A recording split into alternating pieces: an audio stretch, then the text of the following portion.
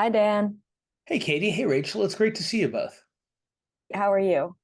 Good. I'm really looking forward to this. I felt like we just sort of scratched the surface in the webinar, so it's always nice to be able to get a little bit more in depth and in detail onto some of these questions. Yeah, definitely. We had so much to talk about, so thank you. And for those watching, this is continuing the conversation, which is a segment where Dan answers some of the audience questions that we didn't have time to get to during his normal monthly webinar. So let's jump right in. Ready? Ready? This audience member asked, is Israel seeking to capture/kill Hamas political leadership in Qatar? And should they? Well, that's exactly what Israel is trying to do. And from the very beginning of the war, it was apparent how difficult it would be for Israel to achieve its stated goal of completely eliminating Hamas as a potential threat to Israel and its people. But Israel hasn't quite admitted that that can't be done, at least not out loud. But by now making it clear that they feel like by eliminating the organization, the terrorist organization's few head leaders, that can essentially incapacitate Hamas and prevent it from moving forward with further similar types of violence. So whether they should or not is a question I will leave to military strategists. But it is very clear that that is Israel's intent.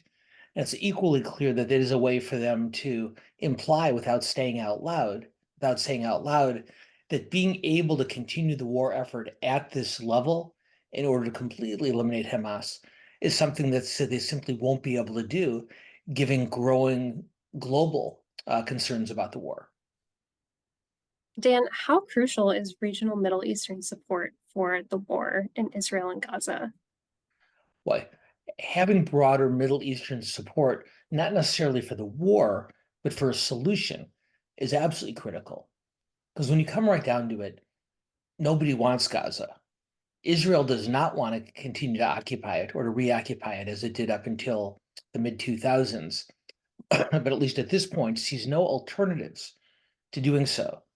The United States doesn't want to roll there for understandable reasons. The United Nations is somewhat hesitant.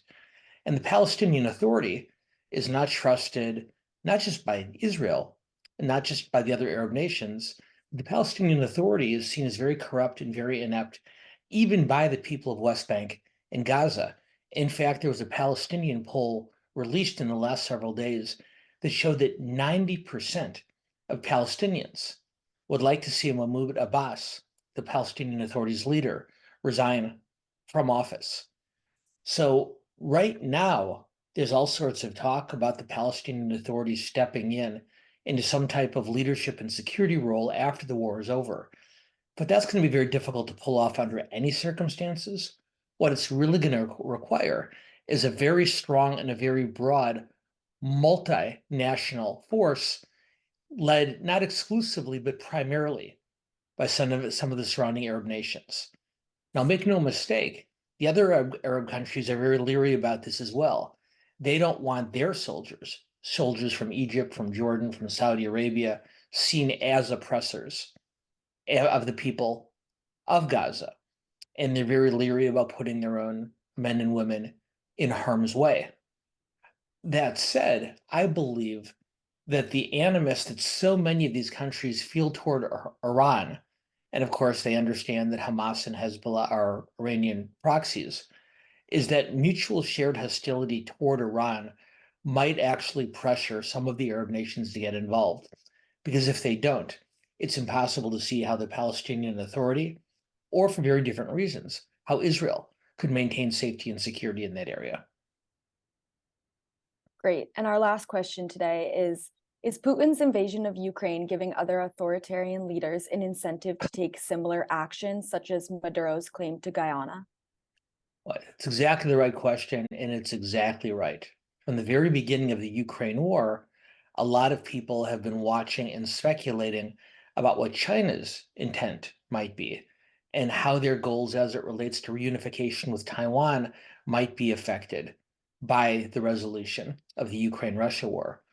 Now, in the early months of the Ukraine war, when it appeared that the Ukrainians were successfully beating back the Russian challenge, there was a pretty pitched debate about whether China would be encouraged to move on Taiwan, given the Western focus, understandably, on Ukraine? Or would they be more hesitant to move on Taiwan, given what they felt was what the Chinese felt was a somewhat surprising Western show of unity in support of Ukraine? But that's when the war was going in Ukraine's favor. And as it begins to look that Vladimir Putin's original goal of simply outlasting the West might end up being successful, I could see how the Chinese could take great encouragement from the way the war seems to be going at the current moment and where it seems to be headed in the near to mid future. And certainly other autocratic leaders around the world, including Maduro in Venezuela, are watching just as carefully to see if excuse me, to see if they move aggressively against one or more of their neighbors. Will the US and its allies respond? And if they do, how long will they maintain?